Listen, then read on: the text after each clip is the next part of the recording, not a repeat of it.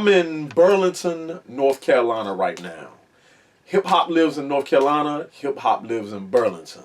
And for our first episode, I'm talking to my man B Squared. If y'all know any history, about any music I may have done or whatever, you know what I'm saying? You might have seen me rocking with B Squared, but I met B Squared, through the circuit, through the whole circuit. I met him via this artist named OC from NC, who is an MC from Burlington as well. So, first things first, B Squared. Let's talk about how you came up with your alias real quick. It's probably like the worst story ever. Let's hear it. Let's get it. There was originally like 2 B's. Okay.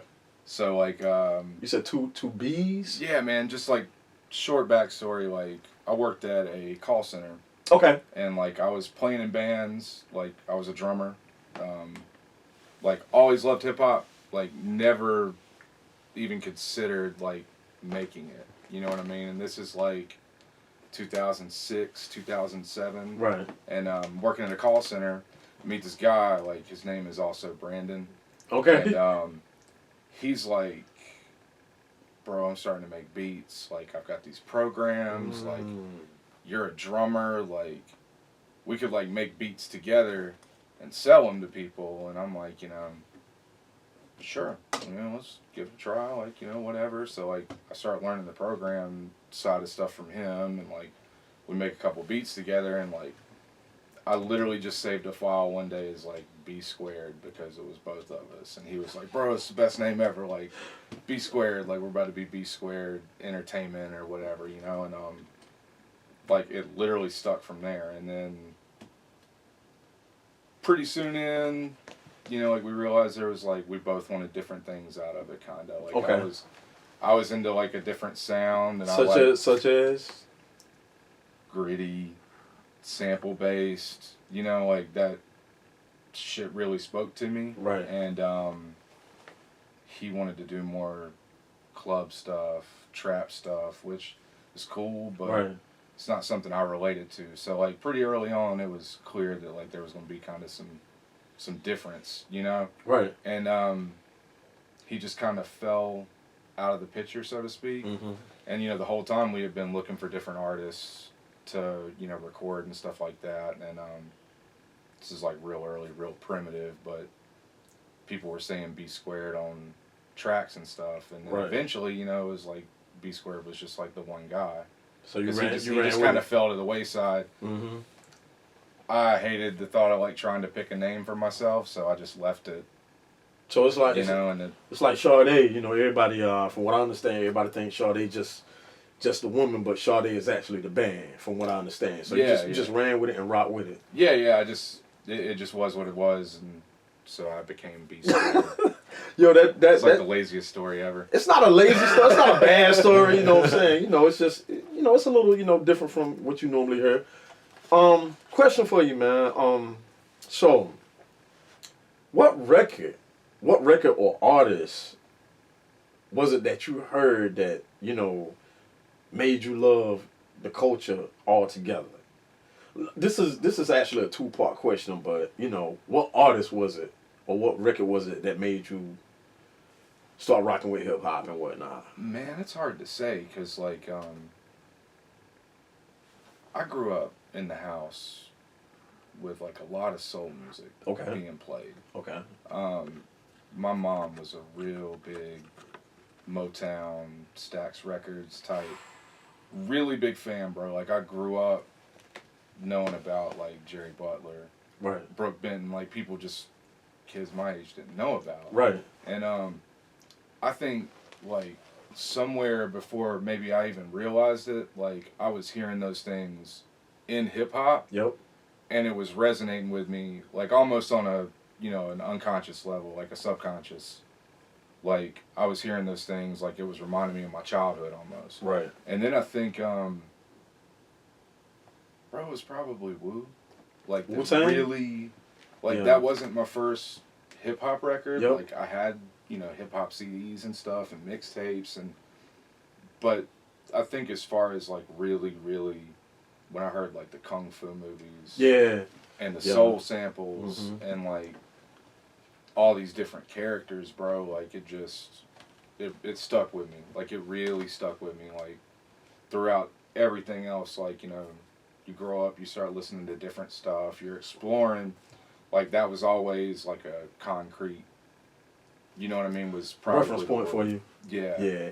It makes all the sense in the world too, because a lot of your project like incorporates the, I don't want to call them skits, but like sound bites and whatnot. Mm-hmm. From different movies and stuff like that, or just different like shows, Mm-hmm. and it kind of reminds you of that Wu-Tang feel and Yeah, whatnot. man. That And you got that gritty sound too.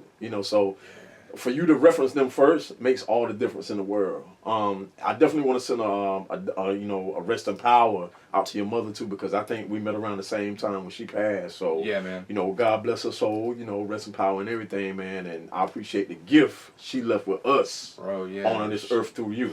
Thank you. Yeah, she never. Yeah, I don't think she knew quite what that did for me. Just her being open minded. Like I remember my family kind of uncles and stuff being a little bit like that's what you listen to. Yeah. You know, and she was just always like, I like what I like. Right. Like what free, sounds free what spirit sounds and good. whatnot. Yeah, like what sounds good sounds good. Yeah, man. And see that's what's so dope about your sound, man. It's like you're not wave riding. You know what I'm saying? You doing what you do, bro. And it's like we have to rock with you. We're rocking with what you're not trying to emulate anybody else. You know what I'm saying? Yeah. You might have that influence, but B Square is B Square, and that's what's dope. Like for real. Yeah, that's awesome. So my second question is this: at what moment did you decide that, hey, I want to be a part of this. I want to be a creator in this. Like, I think I could do this. I'm gonna go ahead and jump in. It wasn't when I started. Right. Like, That's what I'm saying. Like. So what was the turning point? I'd say somewhere in there, like after I got a good understanding of like the program and everything, and we would sit around and we'd have sessions where we'd make beats together. What program are we talking about here? FL Studio. Okay. Yeah, so you've been rocking with FL Studio since day one. Yes. You never veered off into anything else. No Logic Pro, no Pro Tools, nothing like that. It's been straight up FL Studio the entire time. Yeah, like I've sat with other producers and like looked at Reason and GarageBand and stuff like that, and I've seen people make beats on machines. Right. FL just made sense to me. Yeah. Why? Tell the cameraman, tell the cats, man, who give FL Studio. Matter of fact, tell the cats who still call FL Studio Fruity Loops. Tell them why you stick with it, cause I advocate FL Studio as well. But tell them your reason, bro. Bro, like I'm not gonna sell it to anybody. Like what works for you works for you. Right. But me personally, I've never found anything like that's quicker. Yeah. From here to there, like it's FL Studio all day, and like I don't know. I look at that shit like a hot rod. Right. You know what I mean? Like people find this like dope ass frame to this car. Yep. And then they just like gut it and put exactly what they want in it. Yeah, I love and that's that what you about got it to too. do with FL. Like, Yes, sir. People gave it a lot of flack because like the VSTs and the like, stock sounds. the stock sounds, yes, and like the synths and stuff. Like I don't mess with any of that. Like, right. I just need to know like that circuit board on the mixer and how to wire my record player into it, and how to like bring it out and like put it in gear, and like I just use the engine basically, but it's the best one. Okay. For me at least, it's the best one. Okay. So talk to me about talk to me about you and OC from NC. What about it? Like what? How did it? Dag, I wish he was here. Golly. Yeah. But we're going to see him. Where do you guys begin? Bro, he actually met my mom before he met me. He met your mom before he met you. Yeah. This is like weird. Like my mom's the center of all this. It's crazy, but like she, aside from being like a soul fan, right? She was a very like routine person. Okay. So like every Monday and Wednesday, like I'm gonna get up, I'm gonna go have breakfast at the Waffle House. I'm gonna go to the store right here. Like that was just her thing. Like, every day of the week, like these certain days, like she was doing these certain things. Right. So she's like a regular at the Waffle House. Okay. O's the cook. Wow. You know what I mean? Like, Right. And she makes friends with everybody. Okay. So she talks to any and everybody. Like, they know her name. She knows theirs. Like, you know, she's friends with, like, all the staff and everything. Okay. She's in there all the time. Right. So, she's, like, bringing in, like, plates. Like, she'll cook, like, chicken and dumplings. Like, she's bringing in plates and stuff like that. And meanwhile, like, I've met him in passing, but, like, nothing more than that. Right. It just, it didn't, you know, okay. So back to the call center. Mm-hmm. I'm working with this dude making beats. And O gets a job at the call center. Son of a gun. And my job is training new hires. Right. You know what I mean? So he comes in, like, first day, he's like, yo, I know your mom. Because, like, we look alike. Right. He's like, yo, I know your mom. Right. So I go home and I tell my mom, I'm like, yeah, this guy named Octavius says he knows you. Like, she's like, I don't know anybody named Octavius. And, like, go back, and he's like, man, tell her it's Dion. Like, right. So this thing, like, loops around, so, like, everybody knows everybody. Okay. So, like, we're talking and stuff, you know, I tell him making beats, like, he says he raps, like, we talk about it for, like, a few months, and, like, one day, finally, he's like, I'm gonna come over. You know, like, we're having a session or whatever. And, like, meanwhile, like, in the weeks before this, like, you know, me and my partner at the time were sitting there, like, making beats and stuff, and he's kind of down and sampling. Right. And, like, I never got into... Who's down and sampling? Your partner? Yeah, my partner. Okay. Like, he's kind of down and, like, he was much more into, like, playing keys. Okay. Programming drum parts and stuff like that. And was he a musician? Like you know, was he fluent? He was in, like, drumline. Right. And we were both kind of learning the key aspect together. Okay. You know what I mean? That was kind of the weak point. Right. And, you know, I'd started to talk about sampling because, like, I loved the old soul music. Yes. And he was kind of against it a little bit, you know, so there was a little bit of back and forth. And it was like one day I think we were sitting around, and actually as a joke, I was like, man, like, I'm about to show you how easy this is. And, like, you know, we find this song and, like, we're chopping it. And then, like, the whole time I'm realizing, like, I want to do this. Right. You know what I mean? Like, right. I really want to do this. Okay. Like, this just seems intuitive. Like, it just makes sense to me. You know what I mean? And, like, this guy I'm working with is against it. So, like, this, you know, this happens, and, like, you know, I start playing with sampling a little bit. And, like, I've made, like, 2 or 3 beats. Okay. With samples, like, real primitive, like, probably terrible, but, like, so this session rolls around, and, like, O comes over, and, like, I have these, like, 3 sample beats, and he's like... Those same beats? Yeah, I got, like, these 3, okay, you know what I mean? And he's like, nah, I want to use these. You know what I mean? Like, I want to use these, and, like... But you thought they was terrible? Yeah. But he rocked? Yeah. Okay. So, like, we recorded, like, the first, like, couple of songs we ever did. Like, okay. In the trailer I was living in at the time, like, in the corner of the room with, like, the egg crate and shit. Right. And, like, it was just... Man, these are some humble beginnings, bro. Yeah, but go ahead, bro. I mean, I'm sorry. Like, but no, I mean, we were just both like, wow, this is cool. Right. You know, like, I don't know what it's going to turn into, but, like, this is cool. And I was like, I really want to make beats like this. So it just kind of all came together at, like, one time. Right. And then pretty soon after that, like, I've been watching, like, the first season of the Boondocks. This is, like, right around first season Boondocks came out. Okay. And I keep hearing this, like, these songs in the background, and I'm like, bro, what in the fuck are these songs? And so, like, I'm hunting, and, like, I find Mad Villain.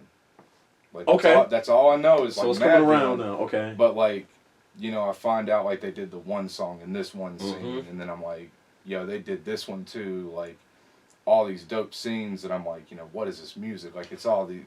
For the people who don't know who Mad Villain is, can you tell us who Mad Villain is real quick? And then we'll get back. For the people that don't know who Mad Villain is... Just for the people who don't know, because I know. You're terrible. But Mad Villain is MF Doom and Madlib. MF Doom rapping, Madlib making beats. It's amazing. Okay, but back to it. Enough said. Right, okay. But, like, I find this through Boondocks, which is, like, all the stuff I like, bro. Like, animated shows, comedy, kung fu. And hip-hop. like, yeah, just dope, just all around dope. So Right. like I'm listening to Madville and like really kind of trying to digest this shit. Right. And I go to O's house one night. And we're sitting around smoking, just chilling. Mm-hmm. I'm talking about finding these songs, and he's like, "Oh yeah," like, and he goes and grabs a CD, and he's like, "Bro, I'm gonna let you hear this. Like, we're gonna be the only two people in town that like this. Like, I'm gonna let you know, like, Okay. right off the bat, we're gonna be like the only two people that like this, bro. But like, Right. I think you're gonna get this." And it was food. Oh man. So I'm listening to like the beginning with like the samples from Kids. Yep. All Yes. the like Right. bread and butter, like, Mhm. and like the Doctor Doom shit, Yep. and then like I started hearing these beats and like what he's doing, and it was just, it all made sense. Like it all culminated right there. You know what I mean? I was like, this is how, as a producer, Go you ahead. rap to people. Right. You know what I mean? Like, So that kind of set the template for y'all. yeah, Okay. yeah. Like he probably doesn't know what he did for me that night. You know what I mean? Well, he But- knows now, bro. Yeah. But Yeah. that's where it just kind of took off from, and like the clips and things you were talking about and stuff like that. Like, it's how the producer raps. Like, Right. because I don't rap. Right, Like, so I can't- right. That's how I you can't talk. That's say, your voice. I can't say shit. Like, so Right. I have to make other people say it for me. That's your voice. Okay. Cool. Yeah, so that's the way I've always looked at it. And Make all the sense in the world, yo. and yeah, it's just, I don't know. Like, all that shit made sense. I don't know why it made sense to me the way Right. it did, but it did. Okay. And like that was the real jump off point of like, okay, this is what I want to do. This is how I want to tackle it.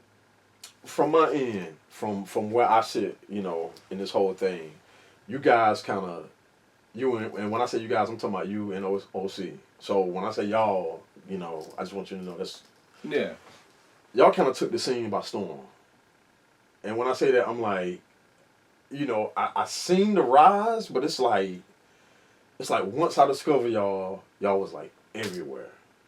You know what I'm saying? It's like 1 week I discovered y'all, the next week it was like, damn, these guys gonna be here. These guys are rocking over here. Okay, they really, you know, they really moving and whatnot. You know what I'm saying? And the way you describe it, you know, it wasn't an overnight thing. It was definitely a process and whatnot. Yeah. We made kind of like what I just told you. Like, Yeah. from that point where we first started making songs, we made like 2 albums worth of songs probably. We Yeah. we started recording like every week. Like, Right. he would come over, I was making beats like crazy. Like, we were bro, we were listening to y'all. Okay. You know Now what I when mean? you say y'all, because remember everybody, Yeah, There's people on this- let's people on the break other it side down. of this camera right now who have no idea who I am, no idea who you are. So kind of elaborate when you say listening to y'all. So we're gonna break it down. Okay. We was listening to like everything that was coming from like around Ninth Wonder. Cool. So you, Little Brother, Sean Don, Median, Legacy, like all that, like the Justice League The type. Justice League era. Bro, like Right. all of it. Like that was what we were like listening to, and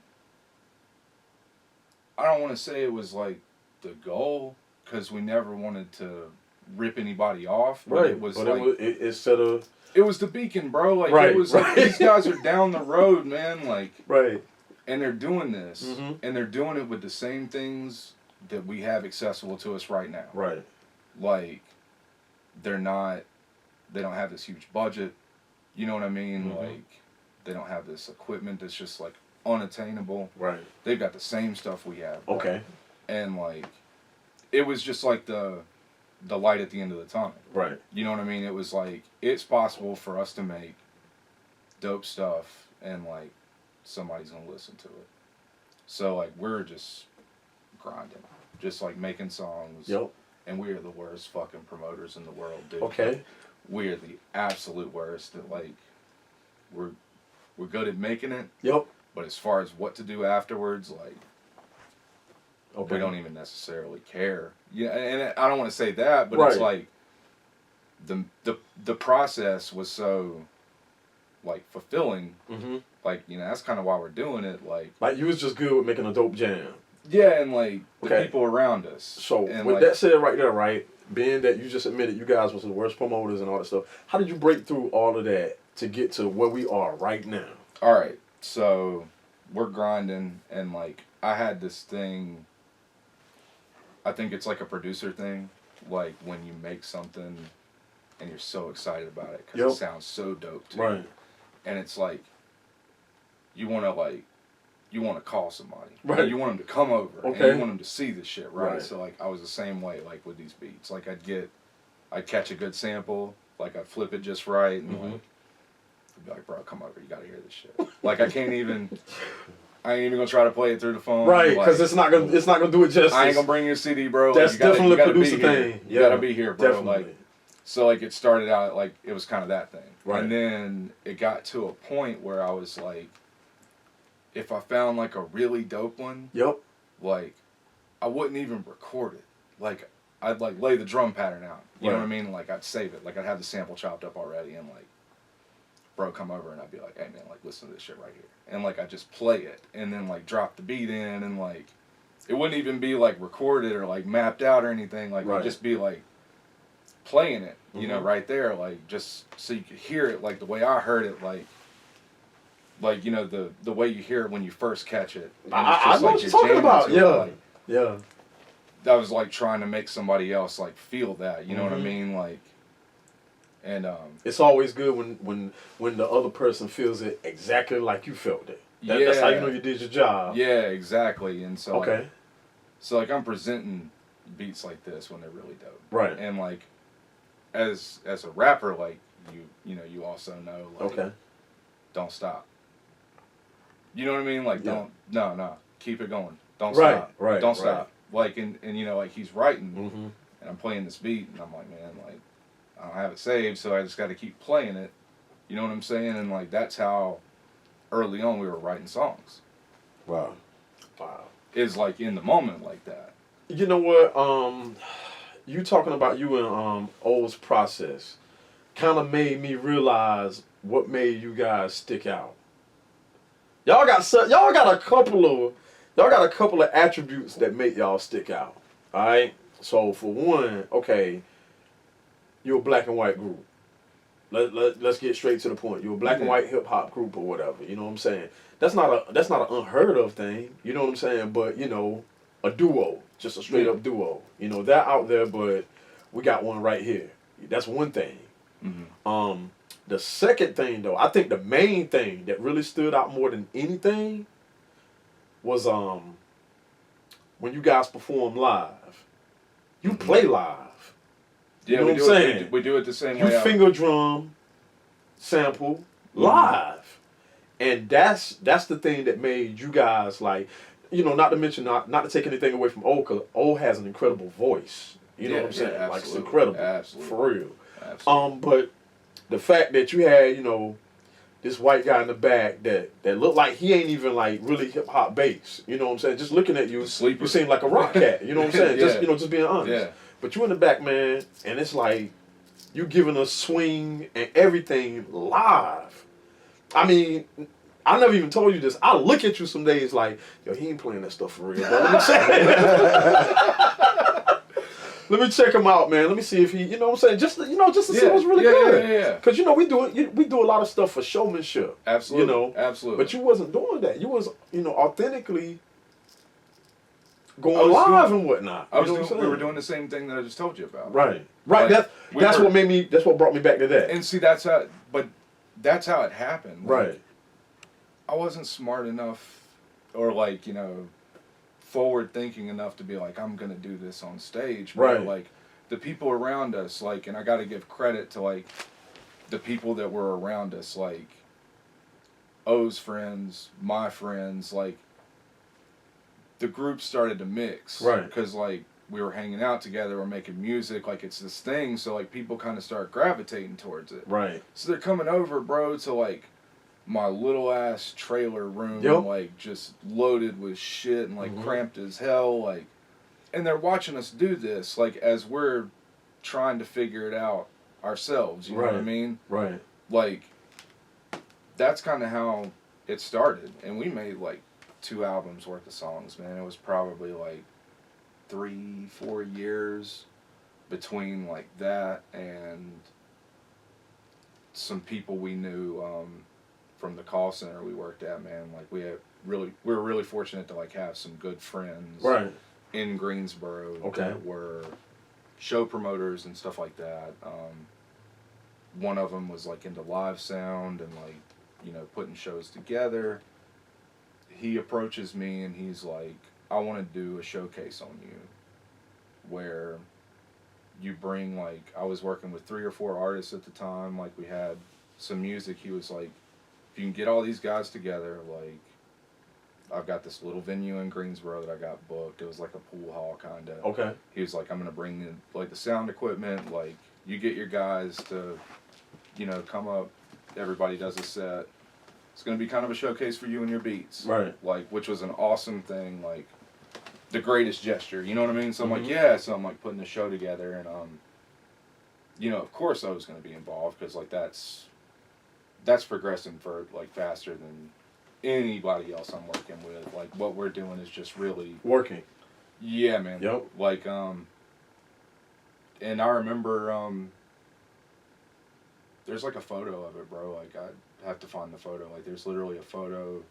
We were doing a photo shoot in like downtown Burlington, and I think we're sitting on some steps and like we're talking about like the showcase and like, hey, what if we did it the way we do it in the room? Okay. Like, you know how everybody was over there, like, and this is what we're doing, and like they're like really into it. Like, what if we perform like that, man? Like, what if we tried it? And see, that's the crazy thing. Like what you're saying now makes a whole lot of sense because it's like by the time we got to meet you guys, it's like y'all already had fans. You know what I'm saying? It's like by the time we met, you know, most artists that I work with around here, I actually have the pleasure of seeing them come up from the bottom. Mm-hmm. To, you know, seeing them rock for 1 to maybe 20 people, to, you know, getting to that point where they're rocking for a full venue. Yeah. By the time I got to you guys, y'all already had fans. I'm looking at cats like rap along with what y'all doing and everything. I'm like, wait a minute, like, what the hell? You know what I'm saying? Like, honestly, we still fighting for that. These cats already came, you know, ready made and whatnot. You know. Honestly, felt the same way, man. Right. Like because like it all started like as simple as that. Like we did this one show at a pool hall and like there was another guy there we used to work with and he was like, man, like I've got a spot downtown Greensboro. Like we're doing shows once a month. Like I want to get you on the bill like with some of these guys. And we were like, we'll just do it until nobody likes it. Right. Because we didn't. I'm not gonna say we downplayed it, but like we didn't think anything of it, man. Like that's just how it is. That's how we made music, Yeah. and like I'm sitting there thinking like I ain't no DJ, man. Like I don't have no turntables. Like that shit just ain't me. Right. Like, but this is how like I make jams at home, and like we'll do it until like people tell us we suck. You know, like have people told you that you suck? Yeah. Nah, man, not okay, yet. because So we interviewed, so bro. we're still You know doing it. Yeah, we're still doing it. Right. But okay. like we did some shows up there, man. Like we very quickly met like several people, Ilpo included in that. Okay. We like very quickly met them and realized that we were. So Ilpo wasn't there at the beginning. Not the very beginning. Okay. But like pretty early on. Right. Pretty early on, we did a show.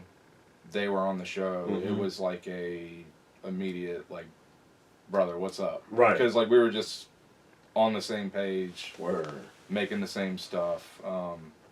It's like we connected with them pretty early, and we did shows probably like 6-8 months in the Greensboro area. Mm-hmm. Just this spot, like a bunch of little shows, and like Burlington's so small, man, that like when somebody does something here, everybody knows. It's a very like important thing to the people around. That's dope. Though. You know what I mean? Yeah. So like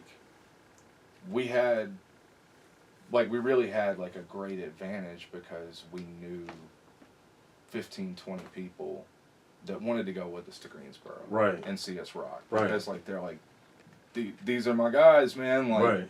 they're doing something. Mm-hmm. So And like they would all load up and go with us. So we were showing up at these shows. So it's lining up with what I was just saying about you guys already have people in place that know the words to the music and everything, man. It was the people around us, man, like friends and family, basically, like that were making that up in the beginning, like, right? And it looked a certain way to other people, Mm-hmm. you know. So we started to build a little bit of traction, and I think around this time, like I was kind of getting into online, like Facebook and like videos and stuff. So like, he starts sharing rehearsals. Okay, right. Which, you know, we just hadn't even thought about before then. And I think that's what jump started us kind of in the Durham, Raleigh area. Because it was, bro, when I first started making beats, I was going to Shakedown Street. You went to Shakedown Street? Yeah, I went to Shakedown Street on like Sunday nights or whatever. And then they moved it to the Poorhouse for a short amount of time. But like, I was going to those. You was around doing the Shakedown? Yeah, bro. Like, and I was like fresh to making beats. We're gonna do an episode about the Shakedown era. I was going up there and watching Flash, and that was like the craziest thing to me because like, yo, this is little brother's DJ, bro. Right. Like, and he's right here. Right. You know, in this little ass spot. So and, like, he's just spinning jams. Would you say that at that point, that's when it started to look obtainable? That was the point where I was like, this is where we need to be performing. Okay. Okay. All right, and like, worked third shift.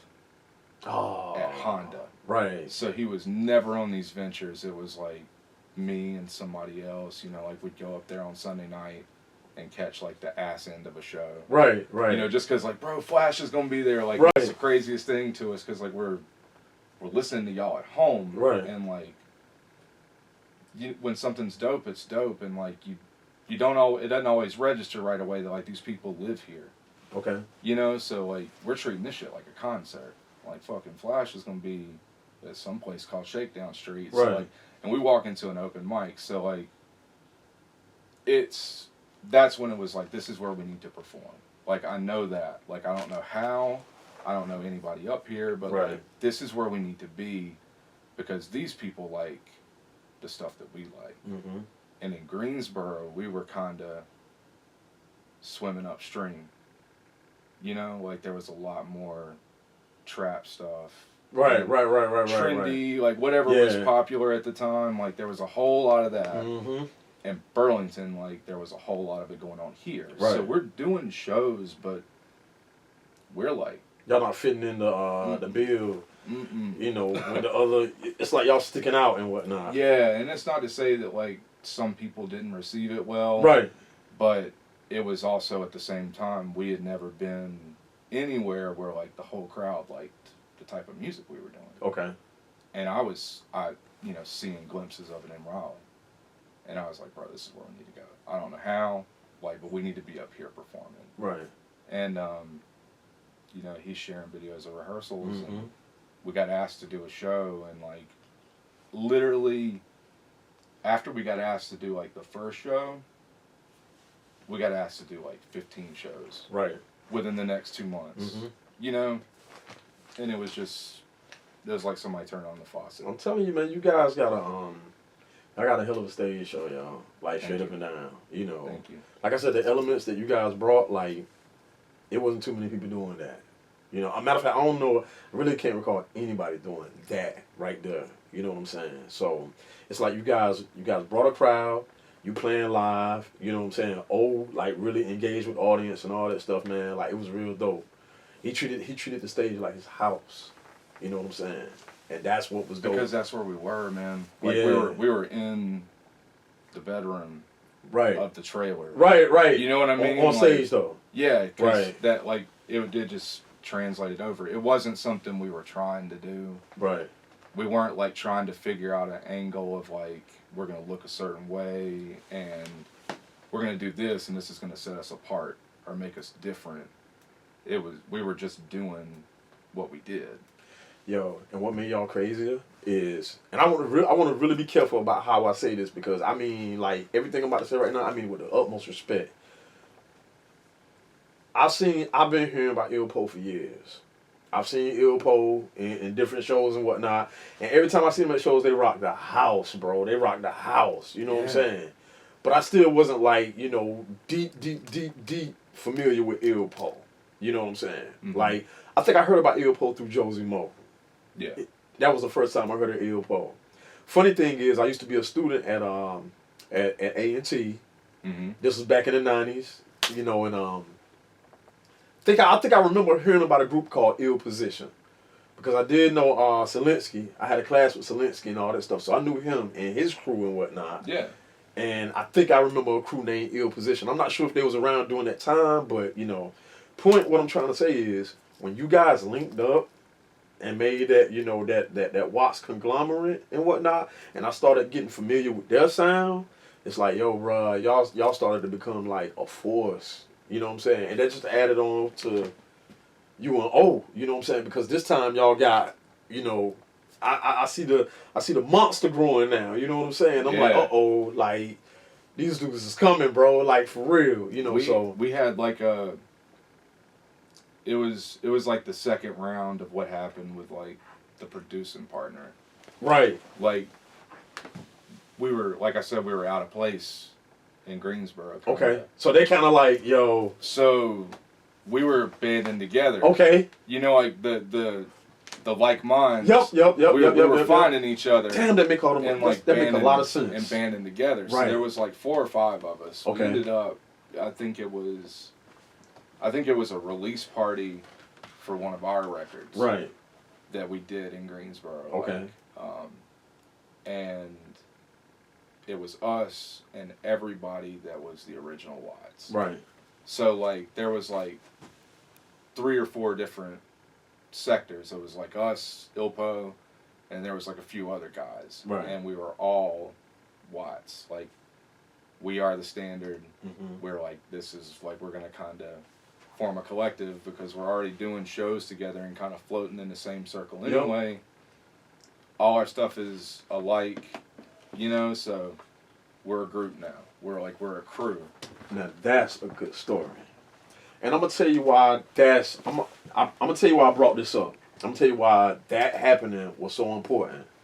Because what that did was, like, okay, so we all in North Carolina, right? Mm-hmm. But you got Raleigh over here, you got Raleigh-Durham over here, you got Greensboro right here, then you got Charlotte out there. You know, it's like even though we still in the same state, it's still kind of divided and whatnot for some reason. Yeah. You know, when you guys did that and started migrating this, you know, towards the Raleigh-Durham area, it linked that together.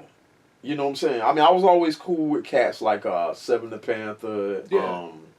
You know, like I said, Selinsky. Mm-hmm. My man, what's his name that used to be down here?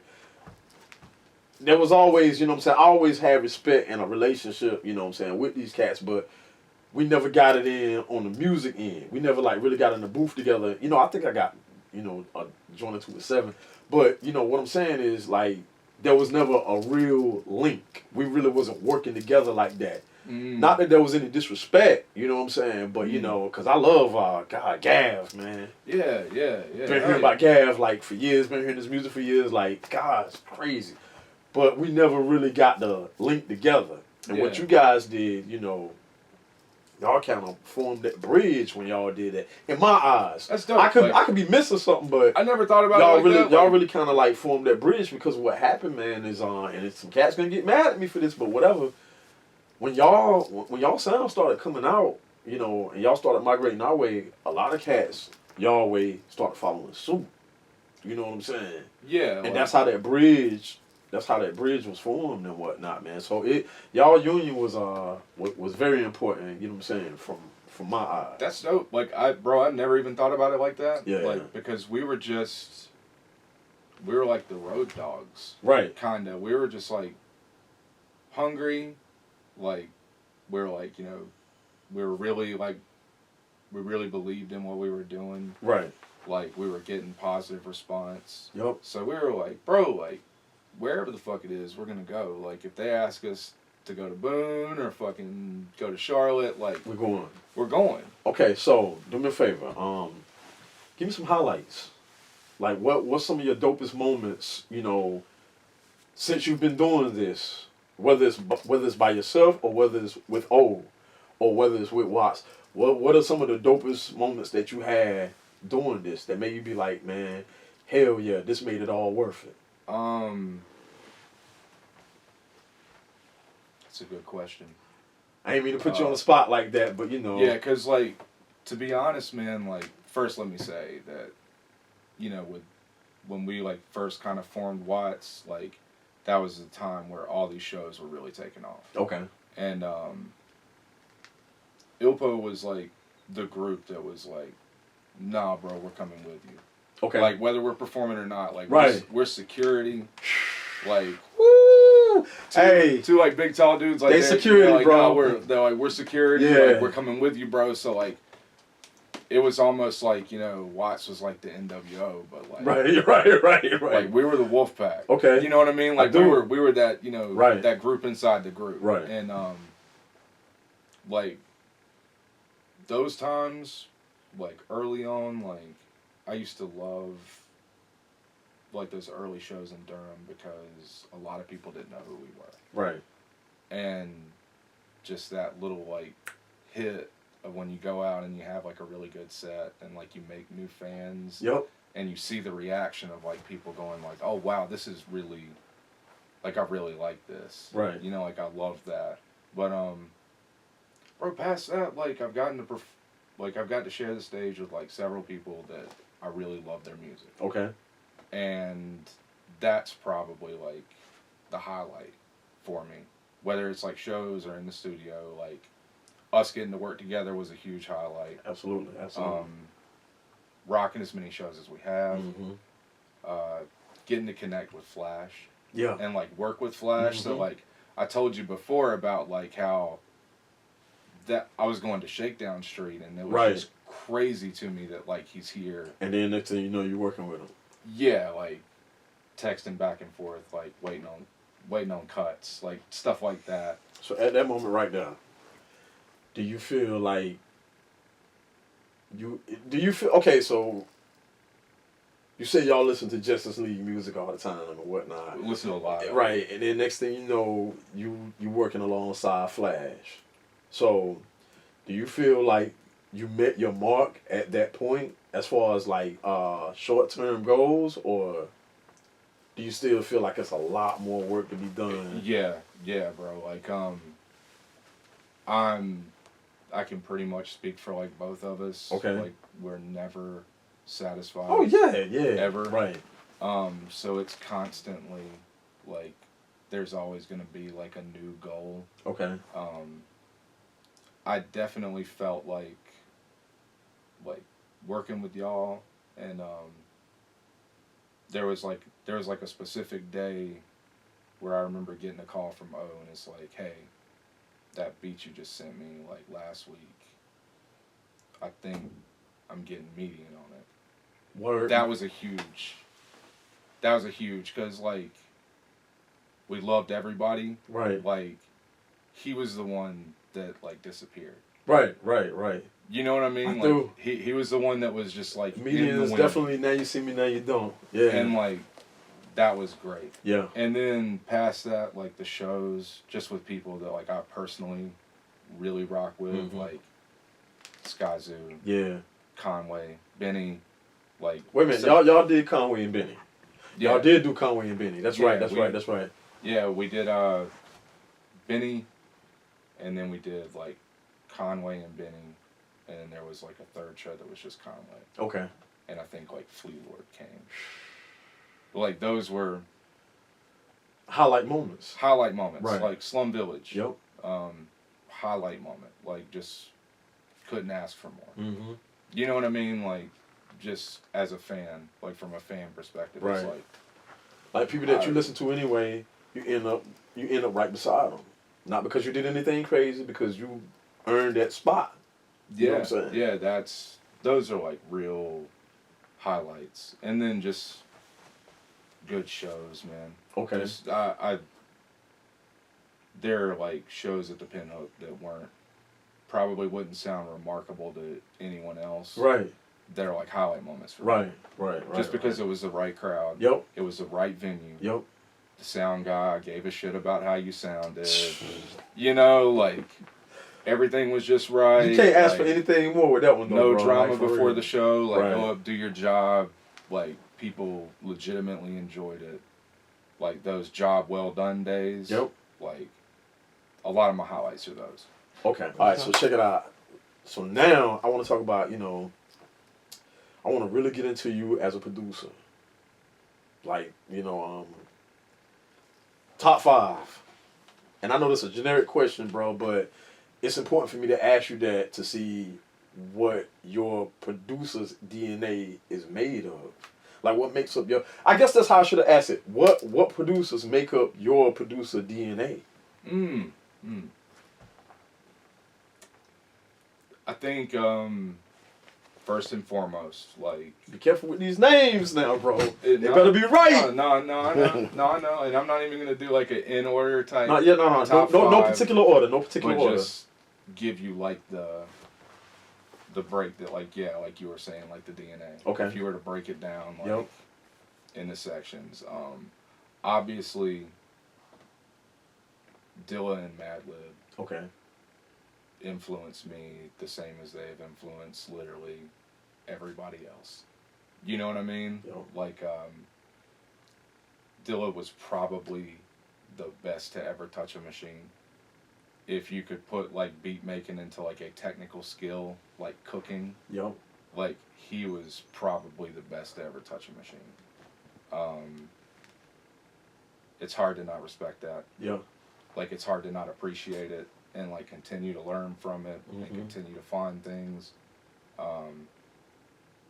I feel like me and Madlib are from the same planet, and it's not here. Okay. like if that's, I don't know how to put that. Like, Right. I'm not comparing myself to No, him, no. but just like keep it a buck. whatever it is that he hears, I hear it too. Wow. You know what I mean? Like, right. I swear to God, I got like, you. I feel like I hear. No, it. I definitely understand. I shot for records by eye. Okay. So, like, a lot of things, like, I'm not huge into looking at labels and players, and I really like just kind of... The artwork? Yeah, the artwork. Wow. Like, is probably, like, 80% of how I pick a record. Okay. I find a lot of Madlib records. You know what I mean? Like, just records that he you just run into them? Like, records that he has just ran through. And you like, how the hell and, like, did I he... wasted my money because, like, I bought this record and, like, you've just destroyed it. So you wouldn't even touch it because you felt like it kind of did. I mean, it depends, like... but just for the sport of it. Yeah, but it's, like, a crazy number of records that I will be like, I have to have this record. Right. And I get it home and there's, like, a significant Madlib track on Right. it. So, like, to me, that's, like, validation of, like... Oh, that you're in the right... That we're seeing the the same... Like, we're seeing the same things. Right. So, like, Dilla and Madlib, probably 1 and 2.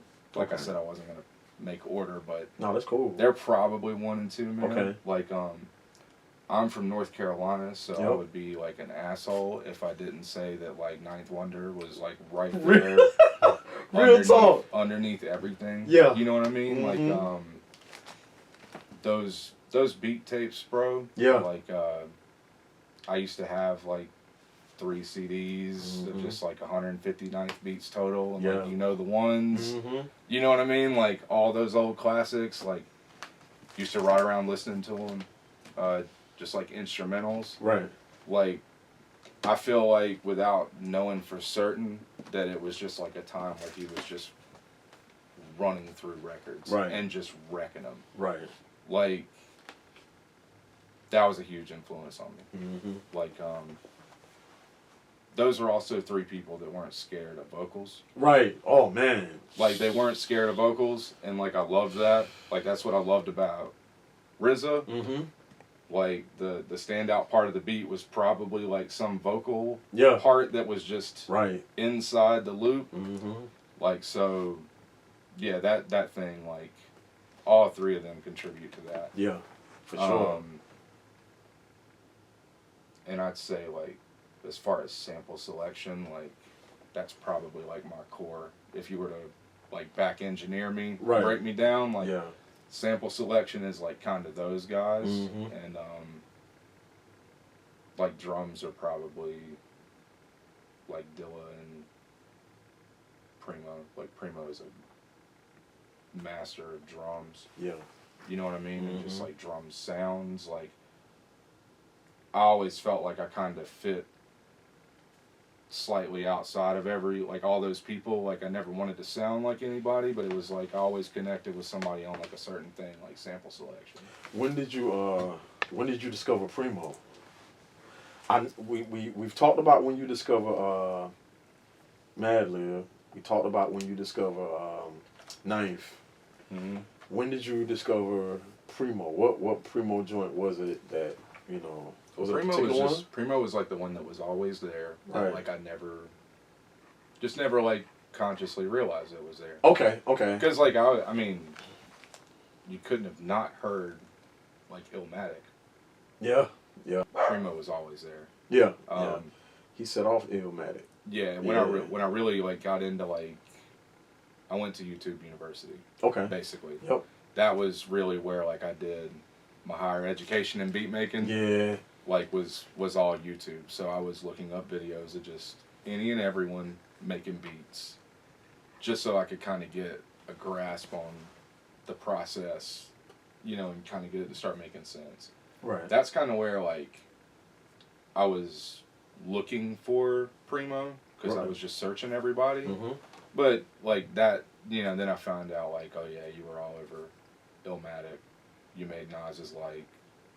You made this song off of like the Common record. Like you've been there the whole time. You made Mathematics. Like you've been there. Like I just didn't. It wasn't something that I was like that I consciously picked up on. Right. So like I think his drum influence was there way longer than like me realizing it. Right. Like realizing that it was Primo. Like those hard drums. Like that was something I always loved. Okay. So we got Dilla, we got Madlib, we got Ninth, we got Primo. Can you give me one more prominent one? Bro, I'm probably gonna have to put Riz up there.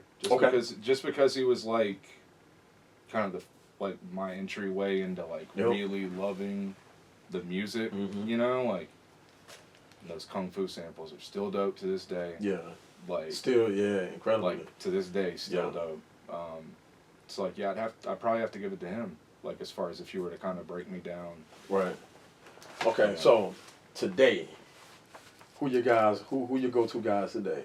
Or who do you look at as, I don't want to say carrying the torch, but, let me keep it simple. Like, who are your guys today? Who do you have a top 5 today, or does it still stem from, the original that you rock with as far as your influences? I mean, Madlib is obviously still active. Yep. So like he's there. Like I'm with him for okay. Whatever he's putting out. I really like Derringer. Yeah, okay. Derringer has like a great ear for samples. Like I just kind of connected with it. I've gotten into kind of just watching videos of people like vibe and make beats and stuff. Right. And, so I really fuck with Stolen Drums. Oh yeah. Like I really fuck with Stolen Drums. Right.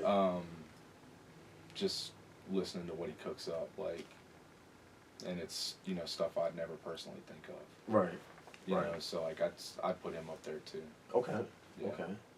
And I'll leave it at that. Those are the main ones. Like, okay, I ain't gonna press you too hard, bro. Those like are the main ones that like I follow right now. Right. Is like them probably. I just want to see where you was at, as far as who you rocking with right now. So what we working on right now? I know you. Did you just drop a beat tape? Or do you have one coming? I dropped a beat tape. Dropped a beat tape last year. Okay. I think it was last year that I dropped beats that don't fit the vibe of your next project. I remember that one. Okay. Yeah. I've been kind of kicking one around. I've sort of tabled it for the moment because I'm in the process of uploading my back catalog to Spotify. Okay. So that's yeah. what I seen. Okay. Yeah, I'm basically just like building an archive on there because You discovered that producers can make, you know, that producers can profit like with or without an artist, and that's not to take anything away from anybody. yeah, I didn't really like I've known it for a while. I didn't really have the confidence to kind of step out there like myself. I started getting people asking. Mm-hmm. They wanted a playlist of some sort. Like I was uploading content to like social media. Yep. And I had people actively asking me like, "Hey, I'd like a playlist of this amount," and that's what really pushed me to do Spotify. So you jumped out there. Yeah, so now like it's kind of fresh, but I'm uploading like batches of 35 beats at a time, Right. like every couple of weeks, like until I have, just like basically my whole back catalog, just like the last 5-6 years worth of beats. Like I'm just gonna upload them. Okay. Batch by batch and kind of build that up. Me and I have a project that's like 75-80% done. Okay. That we're just kind of filling out the details of. Working with a guy from Ohio named Nova. You guys went on tour with him? Yeah. Okay. Yeah, we went on tour in like 2016. How was that? Really fun. Okay. Like really fun. It was similar to meeting Nilpo. Okay. It just very early on, like we connected. Mm-hmm. It was like I like this guy. Like you guys did an EP on the road. Am I wrong? Yeah, we did. Like on the road. On the road. Y'all recorded and produced the EP while on tour together. Yes. Wow. This was like what, about 5 songs, something like that? 5. Yeah, I think it was like 5 or 6 songs. Okay. Okay. It happened like real kind of accidental, but I mean that's what made the greatest music, man. But yeah, we had done like a 3-week run of shows. Mm-hmm. So like we started in Durham and we went to like Kentucky and Oklahoma and Texas and went all the way out to California. Right. And then came back over the course of like 2.5, 3 weeks. And actively recorded music while you was doing it.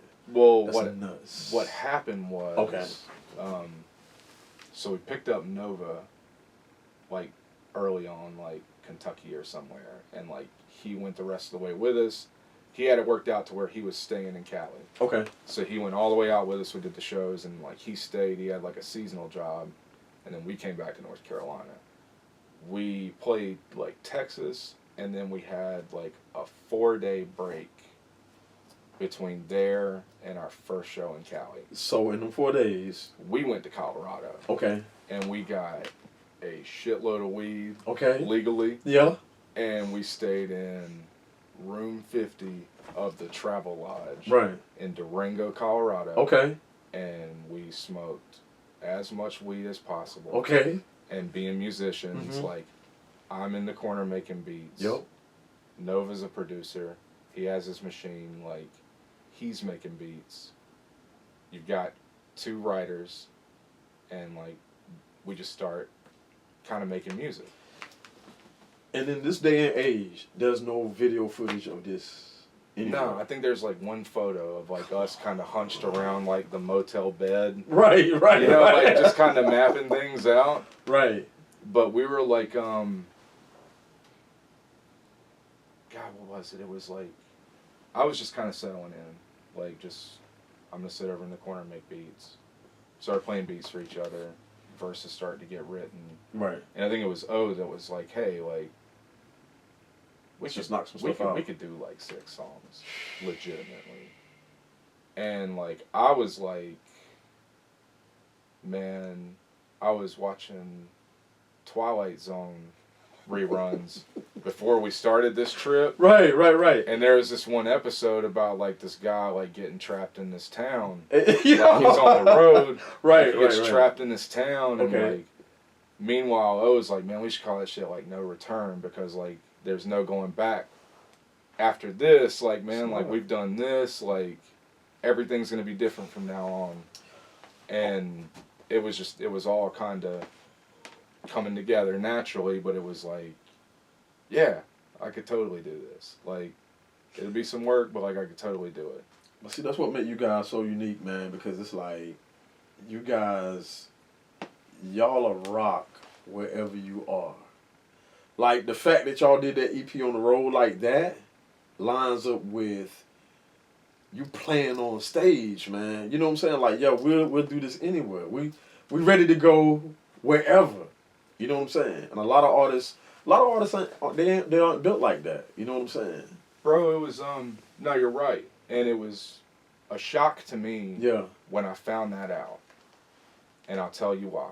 Is because when I was young and I was listening to music, like, via my mother. Right. And I was watching documentaries on these artists that she liked. My impression of a person that did music was like the 60s, 50s, and 60s gigging musician. Right. So where they were in a car and they were playing shows every night. And they were in sessions and they were nailing shit first time because they did this every single day. Right. And like it was viable to make a living as like a music group, like a singing group or a band or what have you. Like you could actually get in a car and like make music back then and like get paid, not necessarily make a great living, but like it was a trade almost. Like it was way more of a trade than it is now. Like that shit was like more akin to like carpentry or welding. Like you could get a job somewhere if you knew how to play. And like that was what I thought it was. Right. Like, and that was the mindset I had, and that's what I trained myself for. It was like, I've got to be able to make a good song whenever I sit down, wherever I go. Like, that was the benchmark. Right. And I didn't always hit it, but like, oh yeah, that was the goal, is like, I'm not good at this if I can't find a beat on this record and make a dope song. No like, matter what kind of record it is. Like, you know what I mean? Like, I should be able to turn anything I should be into able to do something. Like, I should be able to play this show and not make mistakes. Right. Regardless of what's going on. Like, I should nail, like, studio, whatever. Like, I should nail this every time. Because that's your job. You know, like, that was just the way I looked at it. Right. So to find out, like, other people didn't necessarily look at that, like, the same way, was kind of a shock. And, like, not to say anything bad, because, like, great music has been made with, like, bringing in writers or, like, bringing in session musicians. Right. And, like, a lot of different working pieces. Some great records has been made. Amazing records. That's the thing about hip-hop. It's like, you get crucified for collaboration. You understand what I'm saying? Yeah. And when I say that, I mean, like, from the writer's aspect. Even from the producer's aspect, because there was a time when people used to get on Dre for having beat makers. You know what I'm saying? Yeah. When Dre is steering the ship, man. You know what I'm saying? Because a few of these beat makers went to produce on their own, and while it was still dope work, it didn't have that you know what I'm saying, that you get with, you know, from Dre. You know what I'm saying? Still dope music, but it wasn't that man, that feel. Yeah, exactly. Or when, you know, when cats get on prominent artists for having, you know, ghostwriters or whatever, you know what I'm saying? But you can look on a Mariah Carey record and see that 6 people wrote this song and it's cool. You know what I'm saying? Like, nobody gives her flack, but, you know, in hip hop you get flack for collaboration. You know what I'm saying? So I definitely, you know, I'm definitely, you know. And it was like, I saw both sides of it. Right. You know what I mean? Like, and it shocked me, but it also made sense. Because, like, the producer, like, the old definition of a producer, per se, like, the person that was in the studio that didn't play an instrument. Right. That, like, maybe wrote the song, maybe had some writers, but, like, put this full piece together, like, has always been there. Yes, they have, yeah. You know, like, for whatever reason, maybe it was just, like, I never even looked too deep into it. Like, I just always looked at my job as, like, I looked at it as, like, I was a studio drummer, almost. Right. Like, I'd better be on. You know what I mean? Like, I'd better be on, like, I don't, like, want anybody to have to piece this together and make this right. Like, I'd better have my shit together Right. every single time. Now that's a hell of an attitude, especially in this day and age where you can copy, cut, paste, extend, loop. You know what I'm saying? That's a hell of an attitude to have But because when you you can make mistakes today. You know what I'm saying? But you choose to still, have the integrity to try to get it all naturally right yourself. And that says a lot about your work ethic, y'all. Well, I get so much fulfillment out of the process of making it. Right. Like, that's a really important part of it to me. Like, oftentimes, like, just as important as having a dope beat. Right. Like, on the back end. Right. Like, the process of making it, like, is really important to me. So, I want that to go as seamlessly as possible. Right. Like, which means that I need to be efficient so I can witness the process. You know what I mean? I know like, exactly what you mean, bro. Because, like, when you're making music, you're kind of channeling it. Like, it's not necessarily you consciously. Yeah, You know what I mean? right. Like, people talk about the muse or whatever. Like, I think when you get to a point when you're creating something, like, you almost feel like you're not moving your hands. That's me as a writer. Or, Like as an MC, like same thing. you can hear stuff like when I rhyme. You can hear stuff that I say, and I don't even talk like that in real life. Mm-hmm. But for some reason, I was able to make these points clear as day in a song. So it does feel like a out of body experience. Yeah, sometimes, it's like I look at myself almost as like just like a conductor. I look at you like that too, bro. Not like the I got you. But like I'm basically the means to get this from here to there. Right. And like I need to be my best self so I can be a good lightning rod, so to speak. Right. You know what I mean? Like that's exactly kind of how I always looked at it. And like I had huge respect for like the Quincy Jones of the world, like the Phil Spectors. Yeah, bro, like the Brian Wilsons, like the people that Brian Wilson, Beach Boys? Yes, man. Yeah. Yeah. Okay. It's like those people that just really did the full thing themselves. Mm-hmm. The Dillas. Yeah. You know what I mean? Like I love to connect with like the solo, like the lone wolf artist that just like sits down like in this basement and makes something crazy. I totally understand. You know what I bro. mean? Like totally. It's like mainlining hip hop almost. Right. Without the channels. Right. And the back end. Gotcha. Which can be great. Like so speaking of, right? I'm looking around the room and I see that you are like, I don't want to call you a gearhead, but it's some consoles in here and whatnot. And I'm definitely not gonna ask you to explain them. But in this day and age of plugins, VSTs, and all that stuff, why do you still feel like it's necessary to stick with the hardware? Let me preface by saying, like, I'm not by any means a straight hardware person. Okay. Like, I'm not one of those guys. I make my shit in the computer. Probably always will.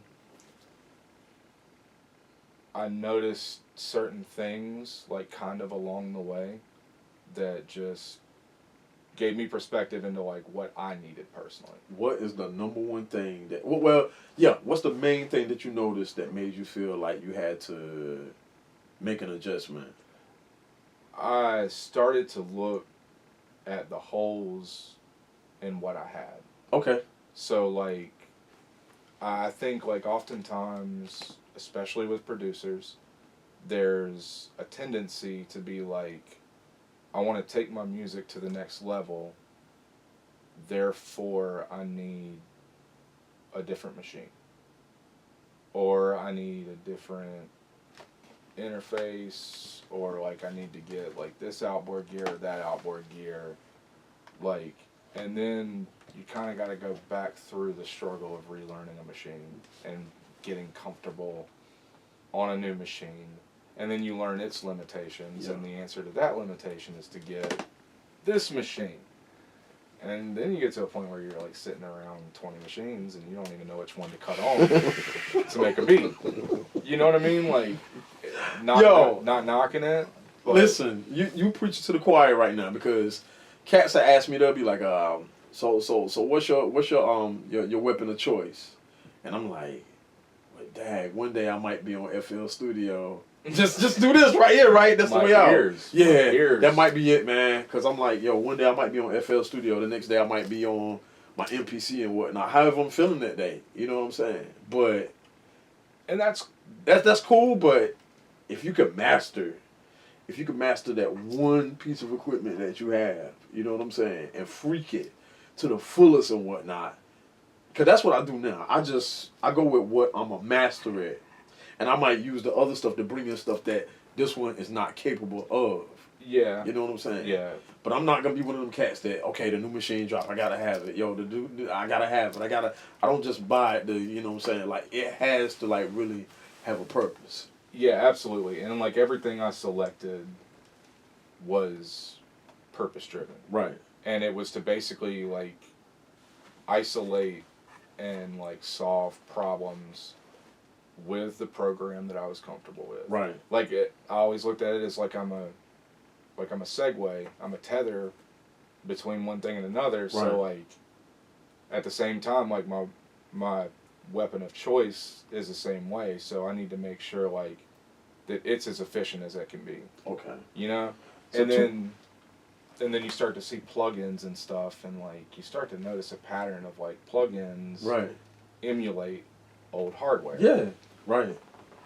Then you want to know, like, I want to know why. Right. So I want the hardware.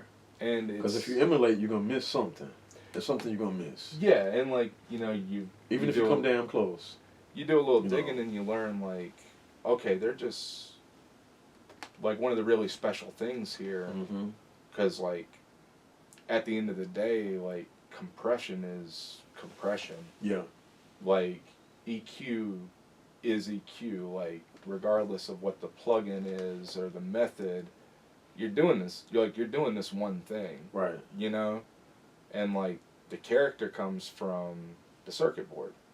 Okay. Like, it was a byproduct almost. Like, somebody probably would have chosen to not have it if they could have. Right. Not, like, just not knowing what it would do, but, like, that little bit of distortion from, like, transfer of one machine to another, running through that wire, running through the circuits, running out, like, it just, I like to say color, it just colors things. And, like, that's what people are making all this money selling plugins for, is because, like, I'm going to make it color it like this. Right. So when you listen to the interview and you see Bob Power say that when he did the Tribe album, he ran the vocals through this, like, you're going to buy this plugin because you want to sound like this. And that's exactly what happens too, man. You know what I mean? Yeah. Like, and it's akin to the way, like, beat machines are marketed. Right. It's like, you know, this guy made this on this. But you got to keep in mind, you're not that guy.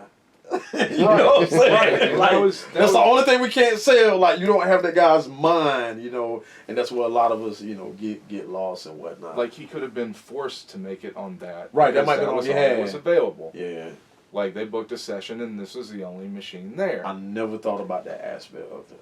Like, I always thought it was a choice. You're making a whole lot of sense right now.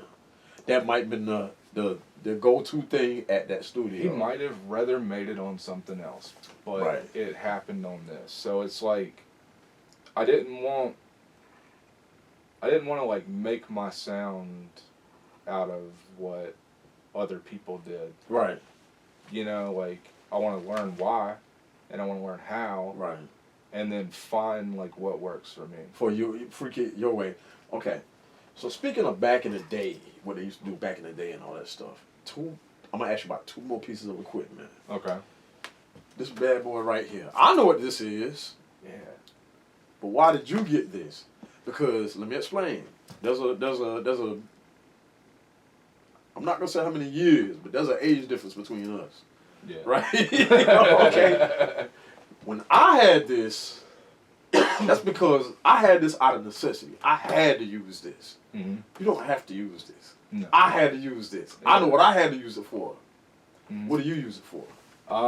In short, I use it in my mastering chain. See, you use it in your mastering chain to make color. Right, to make like color. we were just talking about. Right. But it kind of all culminates in with what I was just saying. Right. So like I'm doing research and I'm finding that like I don't need to buy like a 1960s piece of hardware, you know, to get what I want personally. Right.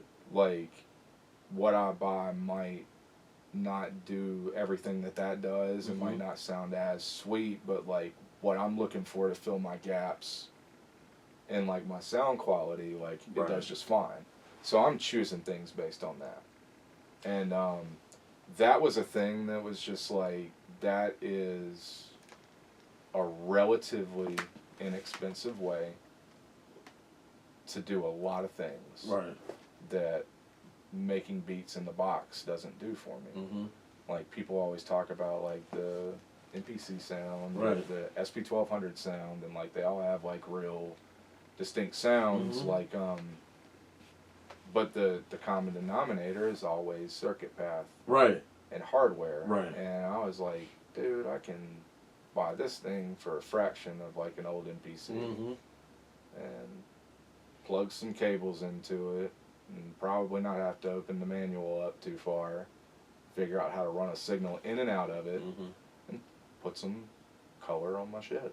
Yeah, you know, so like that's what it started as, like experimenting with the tape, recording the tape, like getting different sounds like that. So you did use the tape? Yeah. Okay. Had to go and find the special tapes and all that, which are hard to find now. But like ultimately, I found like what I really like to do with it is like just kind of color things up after the mixing process is pretty much done. That's amazing, man. Because you said you use this to fill in gaps. Like I use this. This was for the food, bro. You know what I'm saying? Bro, I have like the utmost respect for. Yeah, that was for the food, man. And when I say for the food, I mean like kick, snare, hi-hat, vocals. Okay, I need to add a bass line. Let me bounce all these back to this one track so I can come back and put a bass so line I can open it back up. You know what I'm saying? So yeah, man. Like and I have like the utmost respect because like I probably would have gotten frustrated. Nah, you wouldn't have, because that was the way then. Yeah. That's the thing. That was the way then. You know what I'm saying? But now you'll get frustrated because you know it can be done so much faster. Yeah. You know what I'm saying? Yeah. All right, so we talked about this. I want to talk about this SSL over here. Yeah, it's I've heard DJ Quick. I'm not sure if that's the. I know that's probably not the one that DJ Quick talked about, but it's the type of tool that a lot of engineers discuss. Yeah, man. But how does it serve you though? It to me, I really needed. Well, let's rewind. Like 2 years ago, like I really dedicated a lot of like my time and attention to getting better at capturing audio and mixing songs. Okay. Because we had we have great relationships with some really nice studios. Right. But nothing beats free studio time. Oh yeah. You know, like nothing beats free studio time. Nothing beats. Nothing beats not having to like pick an available date off of a calendar. Right. And like that freedom and flexibility to do what you want when you want. Right. And it was just something I wanted. So is this is it an audio interface or is it just like a mixing board? It's a MIDI controller. Okay. Like it's a MIDI controller, but like I realized when I started learning to mix that I really wanted to not have to touch a mouse as much as possible. Right. And that's what that does for me. I can do all my play, stop, rewind, scroll through like my timeline, levers up and down, EQs, like simple EQs and stuff like that. And then, I bought the extension for it that has like an EQ and a channel strip and compressor and stuff like that. I just really wanted to mix like hands-on as much as possible, right, without leaving what I love. Okay. You know what I mean? Like Yep. I could have like started that search for a console and like bought 1,000 wires and ran this to this and made like a system for myself that was probably more complicated than what I have currently. Right. Or I could like look at the MIDI controller and like how can I integrate it into what I have. Right. And that's kind of what I did. Like Okay. it was all based around like I love FL Studio. I don't really want to leave for any reason. So I'm just. So I'm just gonna add on. Word. I'm just gonna add on to it. The Auratones. I thought about buying those, but when I was gonna cop them, to get that to get reference on how it would sound in a car. What do you use it for though? They're my main mix monitors. Really? Okay. When I was doing my dive into audio engineering, like I started to learn the technical of monitors. Yep. And I was lucky that I did it before like I went and bought a pair of monitors, you know, because I was about to just buy a pair of like $1,500 monitors or something, something stupid expensive, right? Thinking it's gonna solve my problem. Yep. And I get into like why the Auratones and the Yamaha NS10s were so popular, and you know, like I'd heard the concept of like a shit speaker before, and it's basically like if you can make your mix sound good on a shitty speaker, it'll sound good anywhere. Right. And what I learned on the science end that like kind of supported that was that the NS10 and the Auratones were like the two most popular bookshelf speakers, and they didn't have ports on them. So like a port on the front of a monitor is emulating bass tone. Right. But it's also distorting your reference because it's creating something that's not, like it's trying to create something that's not there. So it's not true sound. Yeah, it's not true sound. Okay. Like it's enhancing like a JBL or something would do. Like it's enhancing sound to try to make it more appealing, which is great. That's why when you get to the car or get to like, you know, you like, damn, this don't sound like it did, you know, when I was just in the, you know, gotcha. Yeah, it's like trying to do something with like a sheet between you and what you're doing. Like you kind of see it, but you don't. You know, like it's the same thing. So like I learned that like the real important part was like they don't have ports on them. They're solid cabinet speakers, and the fact that they mixed Thriller on them didn't hurt either. Yeah, Quincy Jones mixed Thriller on those. Like that model, like yeah. So that that doesn't hurt. Like that. Yeah, it doesn't hurt. Yo, I just learned something today, bro. Wow. Thriller was mixed on some Auratones. Yeah. And Thriller was a huge record. And I mean, bro, a ton of records. Like NS10s or Auratones are probably like 90% of like from, you know, like 70s, 80s till now, like studios still have them. And like you don't want to listen casually on them. Right. They sound like crap. Right. But But you don't know what type of environment you're going to be in. The magic is in the mid-range. Yeah. Like, is kind of what got drilled into me, is like the magic is in the mid-range. Okay. Because the car, the phone, your highs and lows are all over the place as far as, like, variation. Yeah. Yes, sir. But that mid-range is always there. Like, whether you're in a bass-heavy car, or whether you're on your phone where it's, like, super high, that mid-range is always there. And if, like, the mid-range is right, like, you're a lot of the way there.